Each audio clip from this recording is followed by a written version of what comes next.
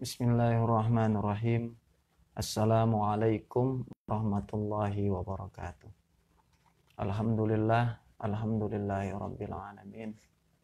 Allahumma salli ala sayyidina Muhammadin al-Fatihi lima ughliqa ma sabaq nasiril haqqi bil haqqi wal hadi ila siratikal mustaqim wa ala alihi haqqa qadarihi wa miqdarihil azim.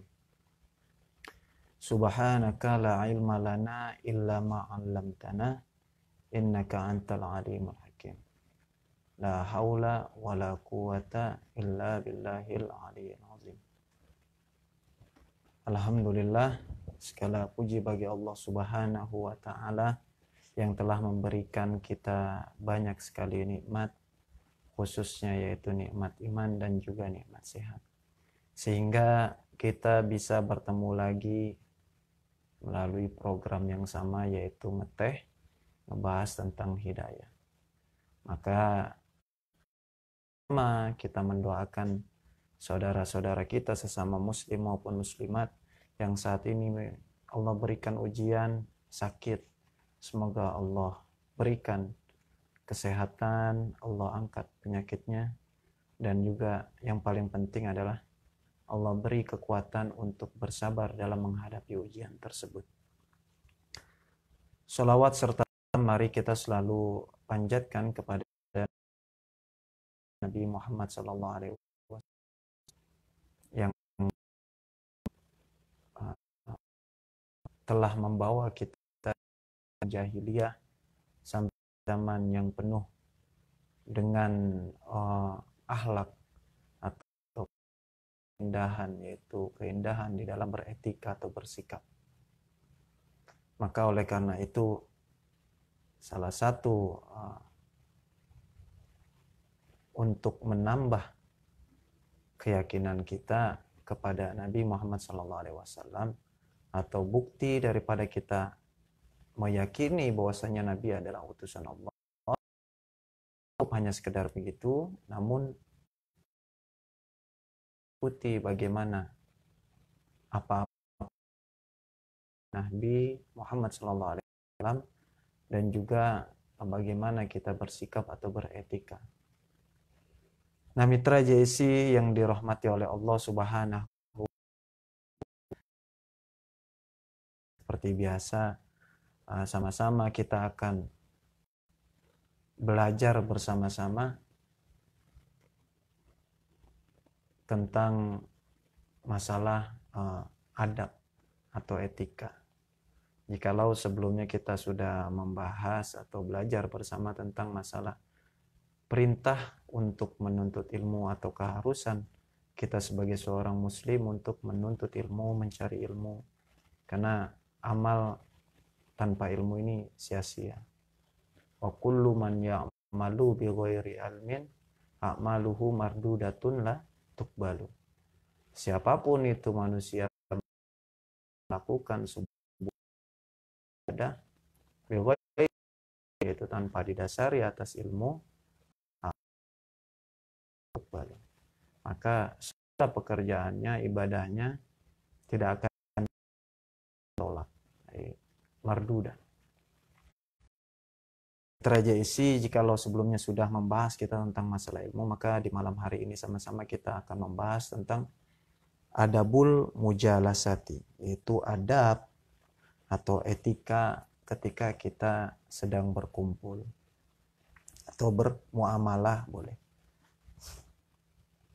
Bismillahirrahmanirrahim. Adabul mujalasah. In anta jalastar rijala zawin nuha fajlis ilaihim bil kamali muaddaban. Hadithahum tu waja'al hadithaka inna taqta muhad. Adabul mujalasah, yaitu etika tentang boleh. Nah, dikatakan di sini in anta jalastar rijala zawin nuha. Jikalau engkau bermuamalah atau berhadapan atau berkumpul boleh ar-rijala dengan para pemuda-pemuda, zawin nuha, yang dia zawil ukul, yang memiliki ilmu, al-uqala, al-ulama, yaitu orang-orang yang memiliki ilmu atau mereka para ulama. Jadi definisi ulama ini adalah orang-orang yang memang memiliki keilmuan. Walaupun ulama ini adalah jamak dari kata alimun. Jadi isim mufradnya dari isim fa'il alimun untuk satu orang. Adapun ulama berarti lebih dari dua orang. Karena isim musannanya ya alimani. Gitu. Alimun, alimani, ulama. Jadi mereka para orang-orang yang memiliki ilmu. Namun identik di Indonesia ini ulama itu adalah orang-orang yang memang mereka memiliki keilmuan khusus di dalam bidang agama. Karena apa, sekali lagi bukan berarti dengan orang tersebut memiliki kemampuan dalam bidang agama, kemudian juga tidak bisa berpolitik atau berdagang atau segala macamnya. Sekali lagi yang harus kita perhatikan adalah Islam, agama kita, agama Islam ini membahas atau bahkan menerangkan berbagai macam kehidupan. Baik kehidupan berumah tangga, kemudian kehidupan bernegara, kemudian menjadi seorang pengusaha, kemudian juga kehidupan diri sendiri, dan bertetangga, banyak. Jadi sekali lagi agama Islam ini adalah agama yang lengkap alias komplit gitu. Jadi jikalau ada orang-orang yang memisahkan gitu kan, wah ini orang politik, ini orang pengusaha, ini orang beragama, itu beda. Nah tadi orang-orang yang memiliki ilmu agama ini sebenarnya mereka telah menguasai banyak hal.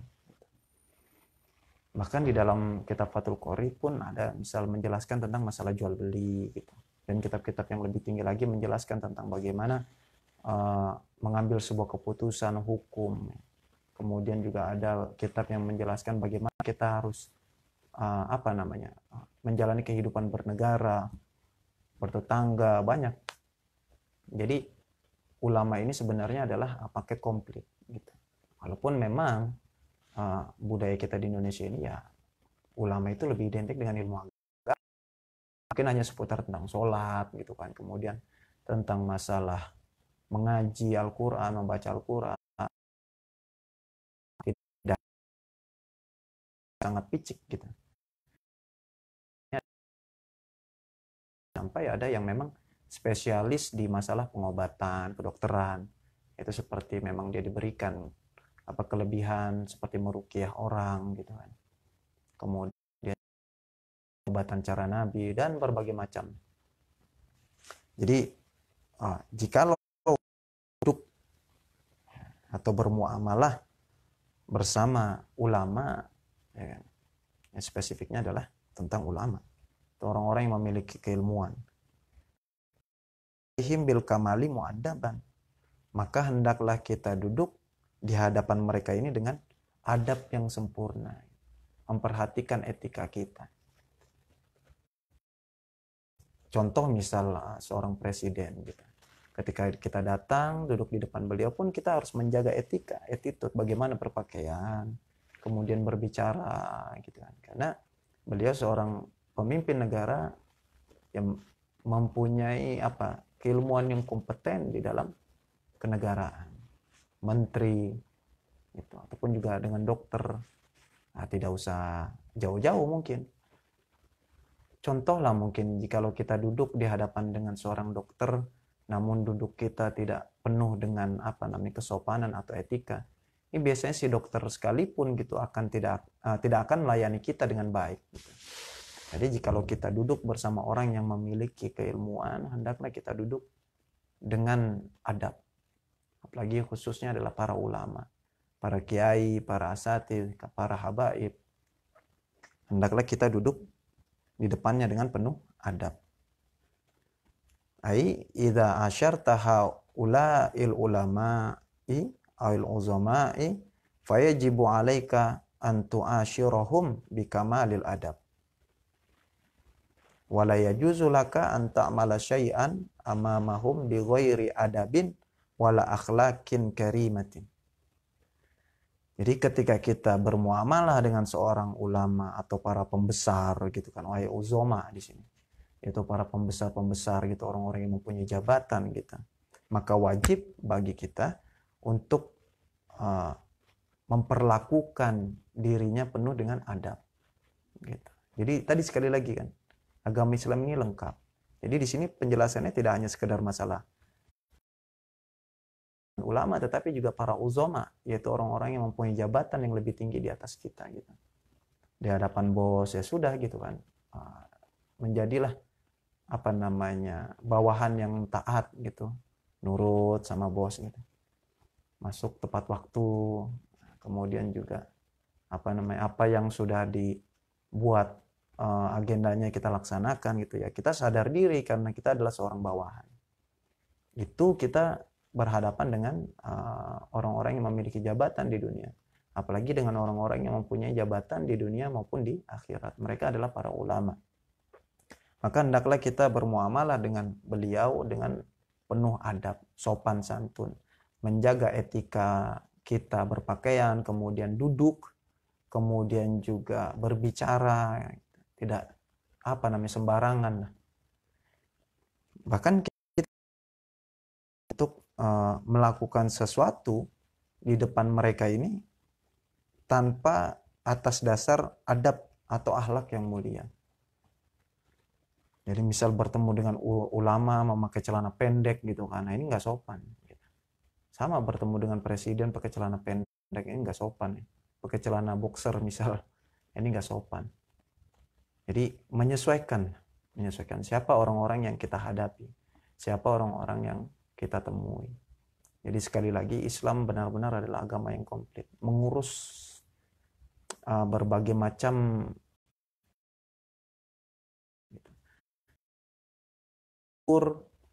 dari bangun tidur sampai tidur lagi. 1 kali 24 jam itu diatur betul.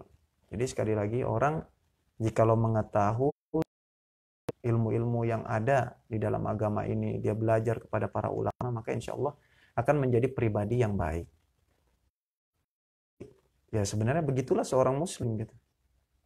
Ya sopan, kemudian bisa menempatkan sesuatu pada tempatnya. Jikalau dia tidak bisa menempatkan sesuatu pada tempatnya, inilah yang disebut zalim. Az-zalim wa wat'us syai' fi ghairi mahallih. Jadi definisi zalim adalah menempatkan sesuatu bukan pada tempatnya.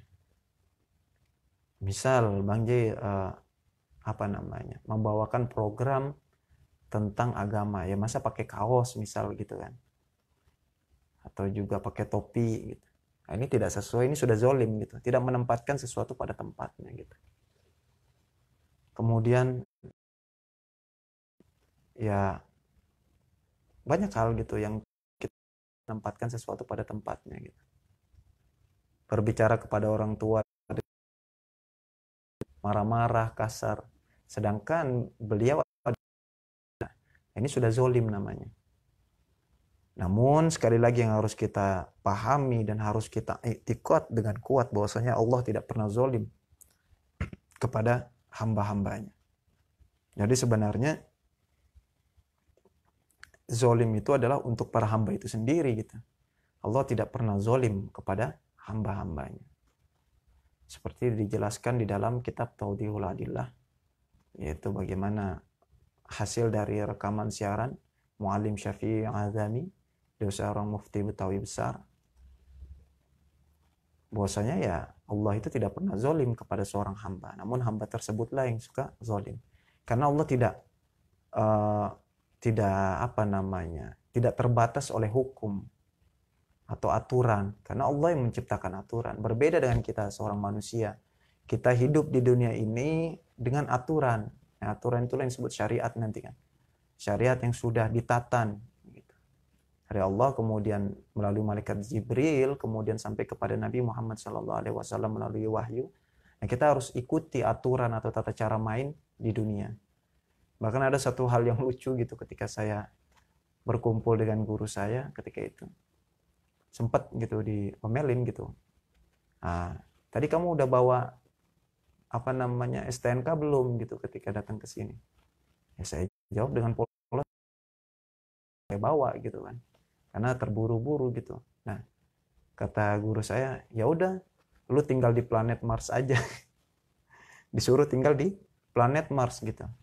Karena ketika kita ada di suatu negara pun harus mengikuti hukumnya. Inilah bagaimana tadi sekali lagi jikalau seorang muslim yang baik gitu kan, dia menaati hukum, menaati aturan-aturan yang berlaku.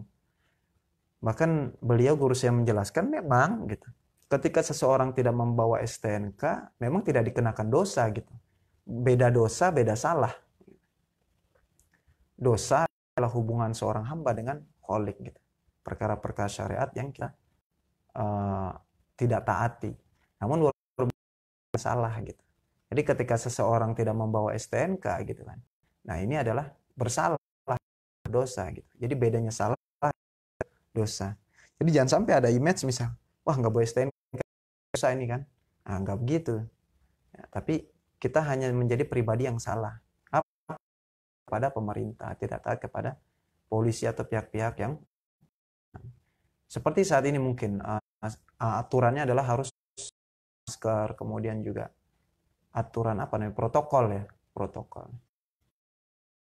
Tinggalkan perkara tersebut tidak memakai masker gitu. Nah, ketika kita melakukan kesalahan maka berhak pihak yang membuat aturan tersebut menghukum kita. Nah, sama kan? Ketika kita melakukan dosa, maka nanti Allah berhak menghukum kita di akhirat. Di misal apa namanya, diberikan hukuman di neraka sesuai dengan kesalahan yang dilakukan. Jadi sekali lagi jangan sampai kita menjadi pribadi yang zalim, menempatkan diri kita sesuai pada tempatnya. Dengan siapa kita berhadapan, dengan siapa kita bermuamalah. Jikalau kita bermuamalah dengan seorang istri, maka hendaklah bermuamalah dengan lemah lembut. Inilah yang Nabi contohkan kepada istri-istrinya. Maka ada sebuah riwayat yang menceritakan bahwa ketika di malam hari Nabi pulang, kemudian mengetuk pintu rumahnya, rumah istrinya. Diketuk sampai 3 kali, kemudian memang tidak dibukakan pintu, ya sudah. Nabi kita Nabi Muhammad SAW tidur di depan rumah. Nah, beginilah akhlak mulia Nabi kita Nabi Muhammad SAW. Beliau tidak seperti kita gitu, mentang-mentang kita suami gitu, bertindak otoriter gitu atau apa namanya, semaunya, sekehendaknya gitu. Tidak, tetapi menjadi pribadi yang bijak. Begitupun ketika kita menjadi seorang pemimpin, maka hendaknya kita menjadi pribadi yang bijak gitu. Jadi kalau memang warga negaranya sudah tidak mampu, ya sudah, jangan dipaksakan gitu kan. Inilah sekali lagi jikalau kita meneladani akhlak sallallahu alaihi wasallam, maka kita akan menjadi pribadi yang mulia juga. Karena yang kita ikuti adalah kita, Nabi Muhammad. Segala sesuatu yang menempel pada Nabi, bersandar kepada Nabi, maka yang bersandar tersebut atau yang menempel tersebut akan menjadi mulia. Kalau kita ingin mulia di hadapan manusia juga di hadapan Sang Khalik kata Allah, maka hendaklah kita mengikuti Nabi. Namun sekali lagi kita tidak bisa memahami dengan baik dan benar. Wah, kita langsung mengikuti Nabi ya belum bisa sempurna. Dan toh kita tidak hidup sezaman dengan Nabi kita Nabi Muhammad SAW. Salah satu kuncinya adalah dengan al-ulama warasatul anbiya. Karena ulama inilah pewarisnya para nabi. Jadi tidak bisa. Sedangkan kitab-kitab hadis sendiri kan ditulis oleh para ulama seperti imam yang 6 di dalam apa namanya ilmu hadisnya. Imam dan juga Muslim, dan masih banyak lagi. Ada kisaran 6 yang kita pelajari gitu mungkin di beberapa tempat-tempat gitu. Nah, jikalau ulama ini tidak menulis lah, kita tidak mampu untuk memahaminya. Kemudian disadur lagi, disaring lagi oleh para ulama fikih gitu dari hadis tersebut, lalu diolah menjadi sebuah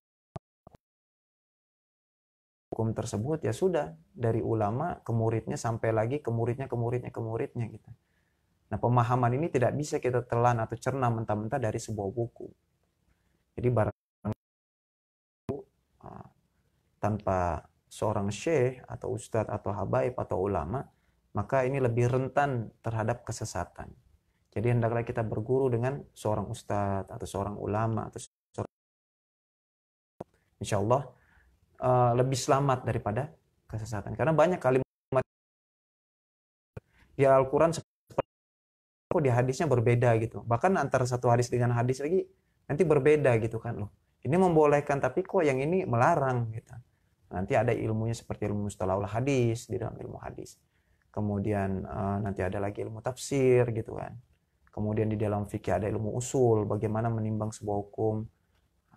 Hadis ini nih ternyata sudah mansuh gitu kan, sudah dihapus dengan dua misal. Banyak gitu. Nah itu semua kita dapat pemahaman dari seorang guru maupun ulama.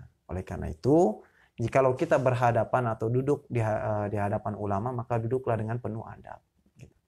Jikalau kita mampu beradab di hadapan seorang ulama, maka ini akan menyebabkan keberkahan ilmu bagi kita semua. Maupun begitu, di hadapan para pembesar. Di hadapan para pembesar kita duduk dengan sopan, santun. Ini akan mudah perkaranya. Misalnya perkara apa gitu kan, yang mau disetujui. Karena mungkin ya naluri manusia itu senang kepada hal-hal yang baik. Naluri manusia, hakikatnya, fitrahnya adalah senang kepada hal-hal yang baik. Namun memang nafsu lebih cenderung kepada hal-hal yang buruk. Tinggal bagaimana seseorang tersebut mengendalikan hawa nafsunya. Nah kita kan senang tuh kalau misalnya ada yang ngajuin proposal misal atau sumbangan gitu kan. Sumbangan siapa, acara apa gitu, maulid lah. Atau acara-acara musola pembangunan dengan pakaian yang sopan, tata bicara yang sopan, kemudian etik yang sopan gitu kan. Ini enggak kan, orang kita lagi tidur gitu dipaksa digedor, tok tok tok tok gitu kan, sumbangan apa namanya, RT atau RW gitu kan. Ini kan akhirnya jadi kita nggak ikhlas gitu memberikannya gitu. Harusnya tadi kalau misalnya dia sopan kita ngasihnya 100.000, karena tidak sopan ya ngasihnya jadi 10.000 doang gitu. Nah ini tadi bagaimana pentingnya adab atau etika, khususnya di depan para ulama dan juga para pembesar atau uzama. Kemudian yang kedua adalah wasma haditsahum idza hum hadatsu. Maka dengar perkataan mereka jikalau mereka berbicara. Wajal haditsaka in nataqta muhazzaban. Di sini penjelasannya wa minal adabi annahum idza takallamu yajibu 'alaika an tastami'a kalamahum istima'an jayyidan. Maka dari sebuah etika atau etika yang baik adalah ketika mereka berbicara, ulama ini berbicara, atau orang pejabat ini berbicara, maka wajib bagi kita antastami'a kalamahum. Nah, jadi istima'an tuh duduk, mendengar dan juga memperhatikan. Kalau sami'ah hanya sekedar mendengar gitu, tapi istama'a yastami'u ini lebih kepada memperhatikan, duduk, kemudian mendengar dan juga memperhatikan dengan baik. Jadi yang diwajibkan adalah istima'an jayyidan, memperhatikan dengan baik.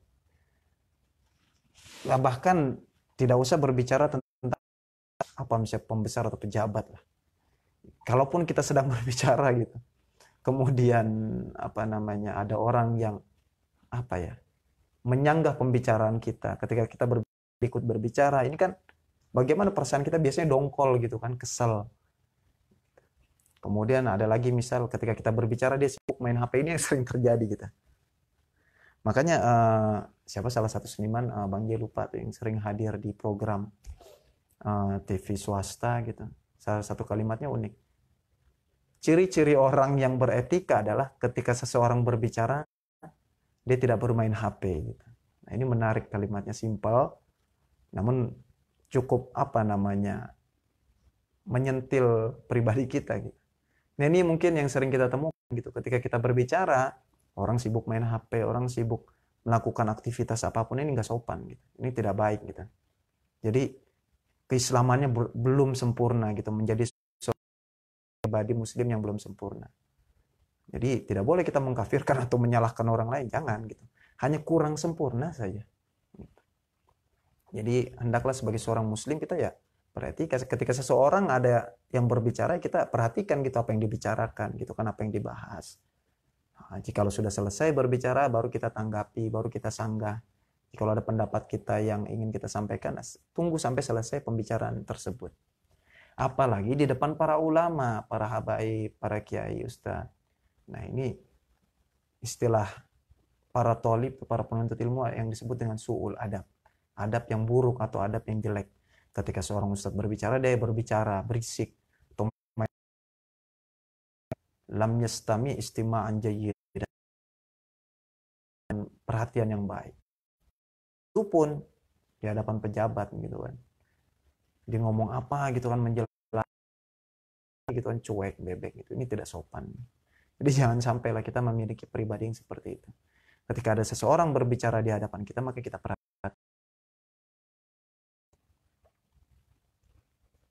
Wa idza arata an tatakallama aw an taqula syai'an fa yajibu 'alaika an tatakallama bi kalaman hasanan aw qawlan muhadzaban. Dan pun sebaliknya, jikalau kita ingin berbicara di hadapan mereka, di hadapan para ulama, di hadapan para pejabat, hendaklah wajib bagi kita untuk berbicara dengan kata-kata yang sopan. Jadi jangan sampai gitu kan kalimat-kalimat jalanan gitu dipakai untuk berbicara dengan seorang petinggi gitu, seorang pejabat. Nah, ini dari situ pejabat tersebut pasti sudah bisa menilai gini, ini orang tidak tidak memiliki etika sopan dan tidak memiliki keilmuan gitu. Bahkan tidak jarang gitu. Kita pun bisa menilai sendiri ketika seseorang memiliki titel yang tinggi namun pembicaraannya kotor. Ini kita sudah bisa menilai. Jangan-jangan beli titel gitu kan, atau misalnya beli pangkat lah istilahnya gitu, bayar ini kayak jangan-jangan. Karena orang-orang yang intelek gitu, orang-orang yang memiliki ilmu pasti tidak akan berbicara seperti itu, berbicara kotor, kalimat-kalimat sayyi'ah, kalimat yang jorok gitu, binatang-binatang ragunan dibawa gitu, marah-marah segala macam. Ini sungguh benar-benar tidak beretika. Maka oleh karena itu hendaklah kita berbicara pun dengan bicara yang sopan, kalimat-kalimat yang baik. Bahkan pun bagi orang-orang Jawa ada dua bahasa gitu, misalnya Jawa halus sama Jawa kasar. Bahasa Sunda ada Sunda halus, ada Sunda kasar. Nah kalau ngomong sama orang tua nih harus pakai Sunda halus atau Jawa halus gitu. Banyak kurang bisa gitu kan, karena memang bukan asli sana dan juga tidak terlalu lama tinggal di sana gitu. Ada seperti Abdi, kalau nggak salah Abdi itu lebih halus gitu. Kalau tidak salah ya Bang Ji, karena Bang Ji bukan orang Sunda. Apa gitu yang lebih halus gitu. Kayak misal kalau kita budaya di Jakarta gitu, kalau kasarnya kan lu, gua. Tapi kalau misalnya halusnya adalah aku, kamu, atau saya, nah ini lebih halus gitu. Jadi ketika kita berbicara di hadapan para ulama, gunakan kalimat saya gitu. Lah kalau gua lagi mana? Tidak sopan gitu ya. Adab itu di atasnya ilmu. Berapa banyak orang yang berilmu namun tidak beradab gitu. Bahkan orang yang memiliki ilmu yang sedikit namun dia beradab, ini lebih mulia. Sekali lagi, adab adalah takaran untuk tingginya kemuliaan seseorang. Jadi hendaklah kita juga ketika berbicara di hadapan mereka dengan kondisi yang sopan, santun gitu kan. Menjaga etika, tata krama, sikap. Kemudian juga ketika kita mulai berbicara dengan sopan gitu. Jangan sampai gitu ketika kita ingin mengajukan sebuah proposal kan, datang ke sebuah pejabat. Jadi gini nih Pak, gue nih sebenarnya udah pusing gitu kan, ini gak ada yang nyumbang, ini kan enggak gitu kan. Pasti tidak seperti itu gitu. Namun dengan perlahan, pelan-pelan, dengan penuh etika. Jadi ya mungkin bisa saya mulai Pak pembicaraan ini. Yang pertama adalah melihat bagaimana daya tarik program ini atau berkurang. Dan begitulah contohnya. Karena Bang Hi juga bukan tidak juga pandai berbicara gitu, merangkai kata-kata gitu. Ya. Jadi ada namanya kalau bagian itu bagian humas lah ya. Kalau bagian humas mereka memang tugasnya itu kan, hubungan masyarakat. Mereka pandai mengolah kata, kemudian bersikap. Nah, ini orang-orang yang dipilih yang tepat kalau bisa gitu. Bang J sih masih belajar untuk bisa menjadi pribadi yang. Jadi al-khulasa, kesimpulannya dari dua bait syair ini adalah min hadaini wal baitaini nara annahu yajibu ala kulli fardin ayyukrimal ulama wa ru'as wa ayyakuna mutakhalliqan bi akhlaqin karimatin inda mujalasatihim. Maka diambil kesimpulan dari dua bait syair ini adalah hendaklah bagi setiap orang gitu untuk memuliakan ulama dan juga para ruasa. Apa itu ruasa? Pejabat gitu. Kita harus sopan santun. Tapi bukan hanya sekedar di sini, walaupun memang di sini dijelaskan dua, bisa dikias kepada orang-orang jabatan dunia, ada lagi jabatan seperti umur gitu kan. Di rumah itu jabatan tinggi ya ayah, kemudian ibu gitu kan. Nah kita pun harus sopan gitu. Nah, kalau sebagai seorang adik ya kakak gitu, abang. Jadi kita pun harus sopan berbicaranya, jangan bang beliin makanan dong, ya nggak begitu. Bang boleh nggak aku minta uang gitu, aku pengen beli makanan. Nah, lebih sopan gitu kan. Dan juga ya dengan meminta gitu, jangan main ambil gitu kan, ini kan nggak sopan. Jadi walaupun memang di sini dijelaskan tentang bagaimana adab terhadap ulama, para pejabat atau petinggi pemimpin, bisa dikiaskan di dalam ilmu fikih itu ada namanya ilmu usul fikih, itu ada ilmu kias. Ya, jadi kita kiaskan juga untuk orang umur yang lebih tua dibanding kita, itu harus sopan. Bahkan kita pun sebagai orang yang tua, biasanya orang yang lebih tua ini ketika ada sopan terhadap, wah ini anak boleh juga gitu kan. Jadi kita pun jadi bisa bersikap sama dia, nggak sembarangan. Dan juga hendaklah bagi setiap orang agar berakhlak dengan akhlak yang mulia ketika bermuamalah atau berhadapan dengan mereka. Nah inilah kesimpulan dari dua bait syair ini, Mitra JSI. Semoga yang sedikit ini bisa memberikan manfaat bagi Mitra JSI, khususnya bagi diri saya pribadi. Kemudian tidak hanya sekedar kita kaji, namun juga semoga Allah berikan kita taufik agar kita bisa melaksanakan apa yang telah kita bahas atau kita kaji di malam hari ini. Jadi ilmu, kemudian amal baru kita ajarkan kepada orang lain kalau bisa. Jadi kita amalkan dulu buat diri kita pribadi. Kita selalu memohon taufik dari Allah. Ya Allah berikan kekuatan agar ilmu ini bisa kami amalkan. Karena kalau tanpa taufik dari Allah sepertinya sulit gitu kan. Semua aktivitas kebaikan yang kita lakukan semata-mata adalah taufik, kekuatan yang diberikan oleh Allah Subhanahu wa taala. Ya dengan itu semua kita menjadi pribadi yang pandai dalam bersyukur atas nikmat yang telah Allah berikan. Dan Mitra JSI, jikalau ada saran ataupun pesan, silahkan Mitra komen gitu melalui Facebook gitu, boleh, silahkan ada nasihat. Namun sekali lagi jikalau ada yang lebih mungkin pandai dalam penjelasannya, silahkan diambil. Gitu. Jikalau ada kebaikan pun itu datang dari Allah. Jikalau mungkin banyak kesalahan dalam materi malam hari ini, itu semua datang dari diri saya pribadi. Wal'iyadzubillah. La haula wa la quwata illa billah. Astaghfirukum. Syukran katsiran ala ihtimamikum.